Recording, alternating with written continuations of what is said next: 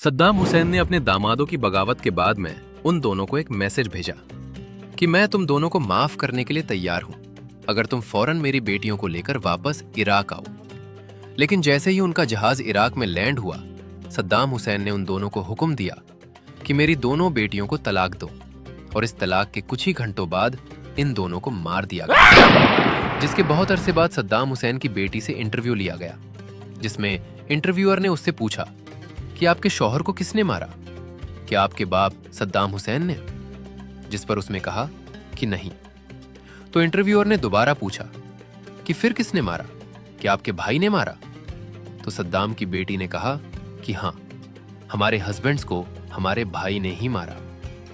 उसका भाई मतलब सद्दाम हुसैन का बड़ा बेटा उदय सद्दाम हुसैन, इराक का सबसे बड़ा डॉन, जो खुद को अपने बाप से भी ज्यादा पावरफुल समझता था, जिसके जुल्मों को देखकर हॉलीवुड की बड़ी बड़ी फिल्में भी बनी, जो इराक में अपने टॉर्चर, रेप और बड़ी बड़ी पार्टियों की वजह से मशहूर था।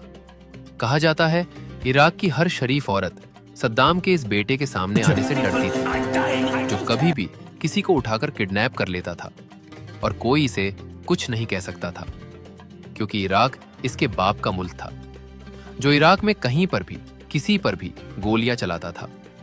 सद्दाम हुसैन इन्हीं हरकतों की वजह से अपने इस बेटे से बहुत तंग था, लेकिन वो क्या करता, इसे कुछ कह भी नहीं सकता था। क्या क्या करूं मैं इसका, क्या करूं, मार भी नहीं सकता, प्यार जो करता है मुझसे। जिसके गैराज में दुनिया की हर लग्जरी गाड़ी खड़ी थी, लेकिन सद्दाम अपने सारे गंदे काम भी अपने इसी बेटे से कराया करता था। इसीलिए अपनी बेटियों के शौहरों को मारने का टास्क भी सद्दाम ने अपने इसी बेटे को दिया, जिसने जाकर उन्हें कुछ ही घंटों में मार दिया।